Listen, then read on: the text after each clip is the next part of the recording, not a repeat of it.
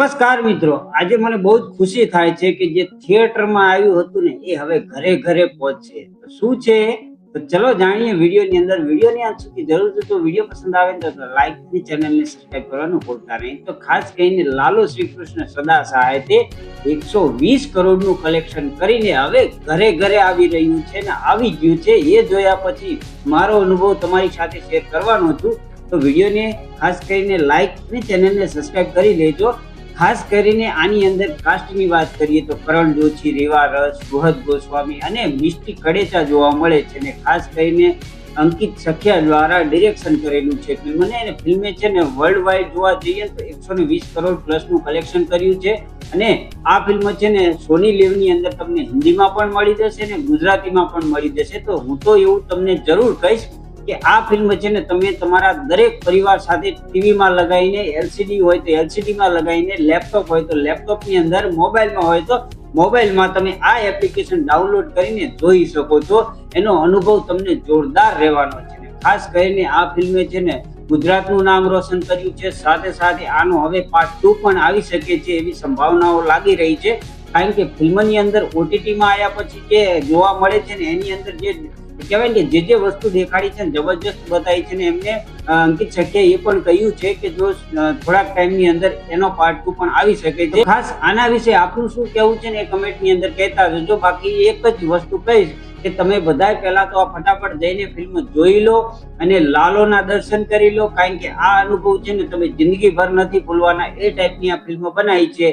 એના ડાયલોગ્સ જોશો તમે, એના ગીતો જોશો, એના કહેવાય કે મ્યુઝિક, બેકગ્રાઉન્ડ સોંગ ને બધું તમે જોશો ને તો દિલ ખુશ થઈ જશે. સાથે સાથે સિનેમેટોગ્રાફી જે જુનાગઢને બતાવ્યું છે ને, આઈ લવ જુનાગઢ. આપણે જુનાગઢના નથી તો આપણને એમ થાય કે આઈ લવ જુનાગઢ. ને ખાસ કરીને જુનાગઢની અંદર જે પ્રવેશી જઈએ છીએ ને એ વાતાવરણની અંદર પ્રવેશી જઈએ છીએ. જબરજસ્ત સિનેમેટોગ્રાફી જોવા મળે છે.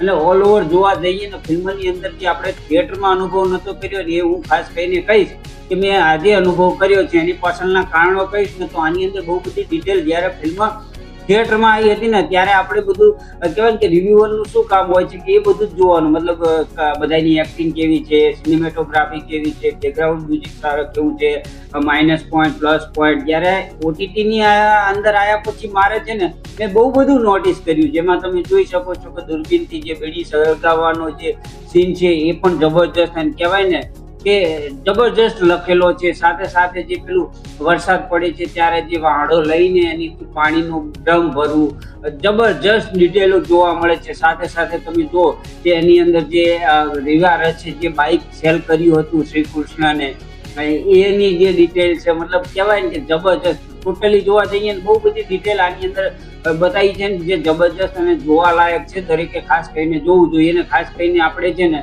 થિયેટરની અંદર આ બધું નહોતું નોટિસ કર્યું પણ ઓટીટીની અંદર અમે નોટિસ કર્યું જે મને બહુ જ ખુશ કરી દીધા ખાસ કરીને. અને આ ફિલ્મ એવી છે ને કે તમે 50 વખત જોશો ને તોય તમને ફ્રેશ અનુભવ આપે છે. મેં પહેલી વખત જોયું ને એ જ ટાઈપનું મને લાગ્યું. તો એટલા માટે હું આ છે ને રિવ્યુ તમારી સાથે શેર કરું છું. મારી જે ખાસ કરીને અંદરથી બહુ બધું નીકળે છે. ખાસ કરીને તમે જોઈ શકો છો કે આની જે બધી વસ્તુ છે, જે બધું લોકેશન છે અને ફાર્મ બતાવ્યું છે અને જે નાની નાની ડિટેલ ઉપર જે ધ્યાન આપવામાં આવ્યું છે જબરજસ્ત. સાથે સાથે ગુજરાતી અને હિન્દીમાં પણ તમને છે ને ઘણા એવું કહેતા હતા કે બાવા હિન્દી જેવું જોવા મળશે પણ એવું મને ખાસ કંઈ લાગ્યું નહીં. હું આની સાથે રિલેટ કરી શક્યો. ખાસ કરીને પહેલું જે ફિલ્મ થિયેટરમાં જોયું હતું એ ગુજરાતીમાં જોયું હતું.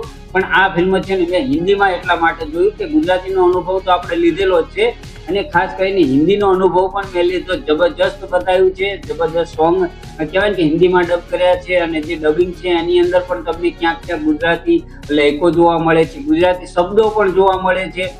ખાસ કરીને તો એ પણ જબરજસ્ત છે, જોવા લાયક છે, સાંભળવા લાયક છે, જે તમારું દિલ ખુશ કરી દે છે. તો ખાસ કરીને આ ફિલ્મ એવી છે કે જે તમે તમારા દરેક પરિવાર સાથે એક વખત જરૂર જોજો.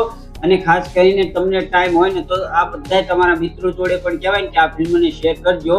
બાકી જોવાલાયક જરૂર છે ફિલ્મ. આના વિશે જેટલી ચર્ચા કરીએ ને એટલું ઓછું છે.